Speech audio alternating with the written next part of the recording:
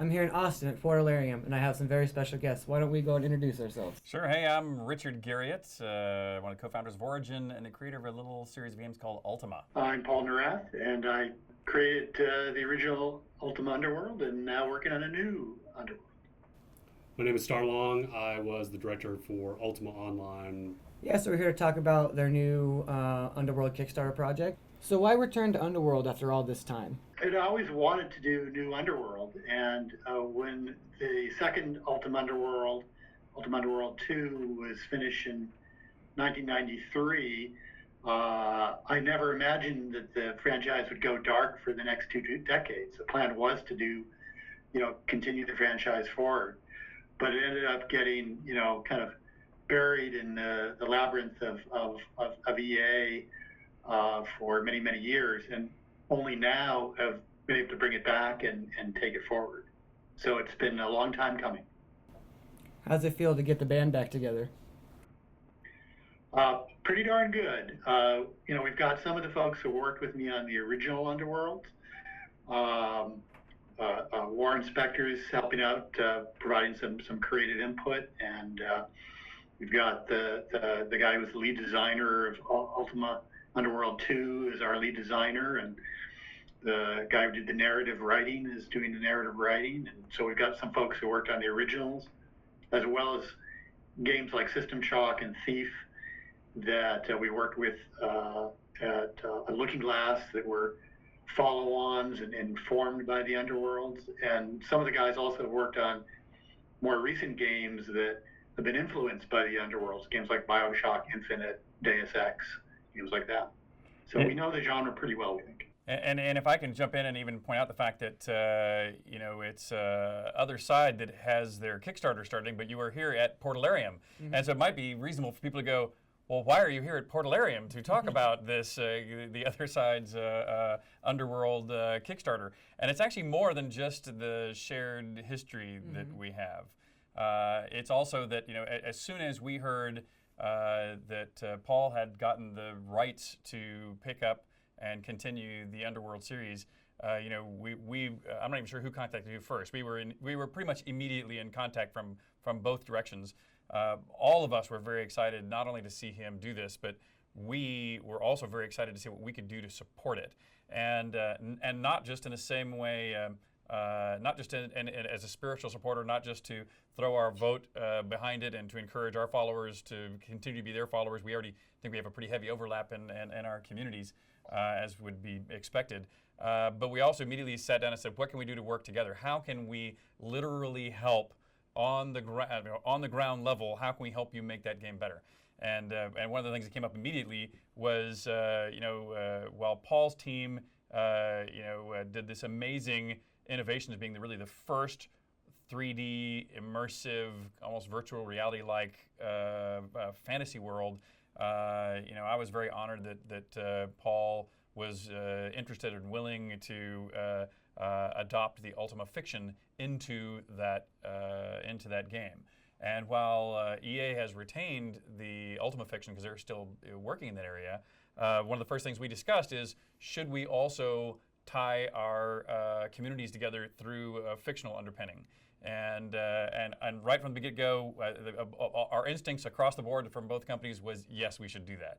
And so that's another reason we're here, is not just because we're emotional supporters, but we want to be a part of this game. We want to contribute anything that we have done and helped create from an intellectual property standpoint, or we've even talked about 3D models and other things. Anything they can use that we have, we're excited to be with them on this journey. Yeah, there was a great complementary existence between Ultima Underworld and the other Ultima games, where they were very different gameplay styles, but they shared the same world. They shared a lot of the same characters. They shared some of the narrative structures, but again, very different gameplay. And so that's the things we've been discussing, is how we can replicate that really interesting coexistence that we had between Ultima Underworld and linear Ultimas, and how Shroud of the Avatar, the game we're building, which is more of a big sandbox RPG, can coexist with this, first-person, fantasy. You know, and one of the things I'm so excited about what they're doing, not to take you out of your narrative, you haven't even asked a question yet, so I apologize. When Richard Garriott starts talking, you just kind of. So, but you can zip me up anytime you like here. But one of the things Paul's teams and to the degree the innovations have happened outside of Paul's teams, it's people he's now brought onto his team. That his community of developers have taken role playing into depths. Not only just with Underworld, but with Thief and System Shock and Deus Ex, which I know came from a different studio, but some of the people he's now working with, Warren's group, those games. I'm a big believer that a good role-playing game goes beyond rules. It's not the structure of the level grind. It's can you create an environment where how you play your role is relevant. So hiding in shadows in Thief and learning to hack in System Shock. Whatever those manifestations of a role might be, that's one of the things his team has done immensely well that I respect so deeply. And I'm sure as we watch them go through this process, things I hope to learn to do better on my side of the fence as well. Yeah, taking that role-playing aspect is important. I'm kind of curious is what is the world that you're trying to create? What is the world of Underworld Ascension? So, good question. I mean, it will be very familiar to people who are fans of the original games in terms of the texture and the immersion and the sense of story. Not necessarily all the details, because again, we're not trying to reproduce those exact stories, but it'll feel a very familiar place. And we think there's some, great things about the original Underworlds, and there's no reason to throw that out. So we want to carry that forward, retain that core kind of essence and vibe. But one of the things, as Richard was saying, is that since we're not using the traditional Ultima universe of the early 90s as our basis, the way we were with the original ones, we're having to craft a new specific backstory in fiction. And so we started right off the bat of having early discussions with Richard and his team at Portalarium about how we might intersect the two worlds between Shroud of the Avatar and Underworld Ascendant.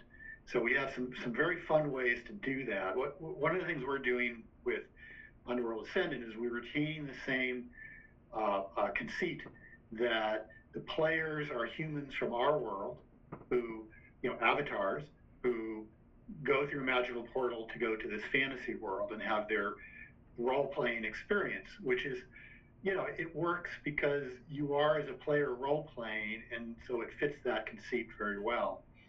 But because we have these magical portals between worlds, it allows us to connect up with other worlds in a very ready way. So we're starting to explore some fun fictional ways where these worlds had intersections at various times in their histories, and elements that show up. It started in Britannia, find their way in the Underworld and in that fiction. So, some. And I don't know, Richard, are we talking about specifics here, or is that still something to be?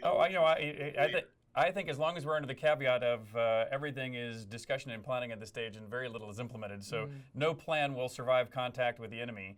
As long as that's the caveat, or as Starr says, you're don't lawyer me, bro. That's my celebrity catchphrase. Don't lawyer me, bro. It's like the don't tase me, bro. But don't just lawyer to give me. an example of one of the things we're looking at is that there's this concept of obsidian in Britannia and Shroud of the Avatar, which is this cool kind of rock that has come from outer space, from ancient collision of some pair of moons, and some has fallen onto Britannia, and it has various magical properties. It's a cool material, and so we're looking at a fiction where some of that material was brought into the world of Underworld as well, and now it's part of that fiction as well. So those kinds of connections, which I think can be, players, fans will have a lot of fun. And we think there's a lot of overlap between the fans who play a Shroud and fans who would be interested in the Underworld experience, even though it's a very different kind of gameplay. we think there's going to be a lot of overlap. And these games, the original, the Ultimas, Underworld Ultimas, Wing Commanders, those franchises all grew up together in the 90s. And so there's probably we talk about a community of developers who are connected, but I think there's a community of fans there that are interested in how these worlds might intersect. And I think we can have fun with that. Yeah, I have actual proof that there is overlap in the now at 4 pages thread on our forums about the project. Already. And they're already speculating. I wonder if they're going to be linked. Are you excited? Are you excited to appeal to Never. the fans who love the older games, and now make something new to keep appealing to them, but also to make something new and kind of its own unique thing? I think that's one of the things that Paul's team is going to do masterfully well. You look at the team members he mentioned and the products since Underworld they've been involved with, and I think the innovation. We were talking earlier today about technical innovation. 3D rendering technology has continued to make a steady forward progress. So the visual aesthetic, of course, is going to be state of the art and great, and any game these days sort of expects that. Yeah. The thing that Paul's team has already been doing outside of the Underworld name, through a variety of other genres and companies and products, is to continue to take role-playing, the core mechanics of role-playing, and they've created a series of incredibly valuable, memorable, Hall of Fame games that have showcased how role-playing can continue to march forward. And so that's the thing I'm most excited about, is to see how the role-playing mechanic, beyond story, beyond 3D rendering, but how gameplay will manifest is I think what their greatest contribution is going to be to the role-playing field. If I can predict what one of the things I think they'll do really well. I think there's an interesting challenge we have too for those of us who are making these kinds of games, of hearkening to the old but doing it with the new, specifically in the area of accessibility versus difficulty of the challenge of playing the game. And I think one of the things that a lot of games have done in the name of accessibility is they've lowered the challenge of the experience while also increasing the accessibility. And I think the interesting thing that we're trying to explore is, can you retain the challenge while still having accessibility? Do you have to have those two inextricably entwined like they have been? So I think that's part of where I think we can do the old meets the new, is use all the things we've learned in the last 20 or 30 years about making games more accessible to players, while at the same time capturing some of that original challenge and make you think to play the game versus just sort of handhold you. Paul, want to add? Yeah, I think that there's been a tendency among commercial, AAA games in more recent years to, maybe it's not fair to say dumb them down, but in trying to make them as accessible as possible, to simplify them, streamline the gameplay, and you tend to get a likeness. A lot of games, particularly in the first person, kind of genre, they feel similar, they play similar, and it can be all, a lot of that's in the name of accessibility. They're familiar with this interface and this look, let's just go with that and put a different skin on it. It's more than that, but a lot of that tends to boil down. And we think about rising to the intelligence of our players. I think that we don't always give enough credit to how players want to interact with these games, learn, challenge themselves. I mean, gaming well before computer games was bundled with challenge. A game that's not challenging doesn't keep your interest. You get bored with it. You do have to make it that there's not a steep learning curve. We learned that lesson when System Shock was one of the most amazing games that we developed with Looking Glass. Very proud of it, but it was a very difficult game to get into. It had a high hurdle, a very complicated user interface. But the piece of it that in hindsight, we learned from that is that the depth of the gameplay, once you got into the game and you saw all the options and the ways you could solve problems, we really tried to, and this started with Underworld, we really looked at player choice as being foremost and enabling player choice and enabling player authored experiences. You know, when we created a situation and engagement in the Underworld, it wasn't about something where we predefined an encounter. We gave the player the option to solve it the way they wanted to solve it. So I think that kind of gameplay, the very player-authored experience that provides a lot of depth, is one way to offer, a deeper experience that's, not dumbed down in any way. Yeah, games now are designed so you beat them, not so that you can beat them. Right. So how can we support you? How can we help make this happen? Well, we're going to be kickstarting. We made our announcement today. So on February 4th, we're launching our Kickstarter campaign. So, this can only happen with the help of our fans, not just for the funding. The funding is important. We have ambitions to make a great game here, and that takes funding.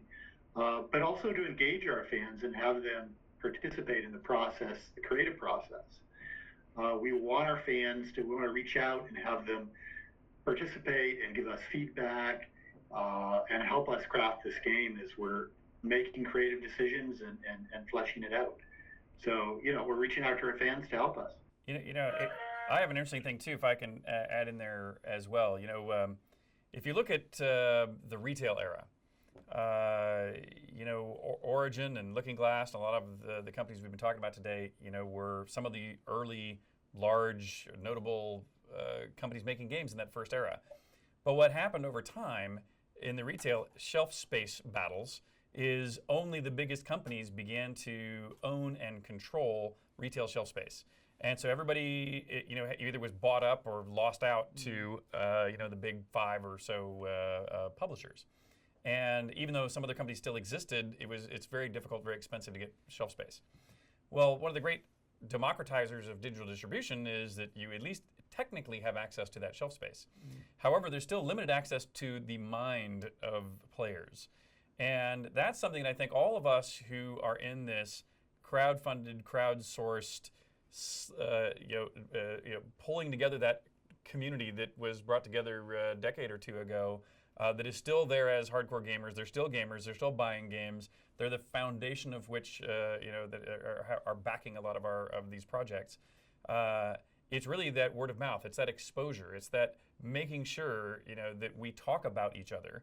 Is to make sure that all those people, when we go to trade shows, the vast majority of people who walk past us are still people who go, oh, I didn't even know you were back online doing new things. Because unless they happen to go online and see the place we happen to be present at the time, there's not print ads, there's not shelf space, none of the traditional ways to get the word out, are really the best for this new era. And so it's really, keeping our community together, keeping our communities talking with us about it is really the number one thing I think we can all do for each other. Yeah, building awareness in general, not just between us doing it as developers, but as the fans too. That's a great point, that the best thing anybody can do for any of our projects, whether it's Star Citizen or Shroud or Underworld, is talk about it. Talk about it, with your friends. Talk about it in your social media. That helps at least as much, if not more, than direct funding or feedback, etc. So. Yeah, and I think it's a unique, it's a new opportunity that wasn't available years ago, that we have these communities of fans that we can talk to directly, and really, among these studios, we have an impact that, a few years ago, only a major publisher had. They had the big megaphones that they could broadcast. And now today, we can, these fans between us, we've got a lot of fans. And I think we're creating a quality of game and experience and innovations that really matter and people want to pay attention to and be part of. And that's pretty awesome. Because we bring our ideas to the people who want them, not the people who think they know what they want. That's a great way to say it. And all of us are still indeed creating worlds. Yes, we are. To use our old catch line. All right, well, anything else you'd like to say about the project? Or? Paul? Well, it's been under development for 4 months now. We've got a prototype running on the PC. One of the things, different from the old days is there are existing engines where we happen to be using Unity. So it gives us a big leg up. So we've already got a team. We've got a dozen people on the team right now, and all told, including some outside folks. And we're working away on it, and we're really excited to show people. We're holding a lot back right now for our Kickstarter, and so we're just starting to reveal a little bit, but we're going to be showing a ton of stuff come February 4th, and we're excited to be sharing that. Thank you guys so much. The Kickstarter for Underworld Ascendant starts February 4th. There'll be a link on the site.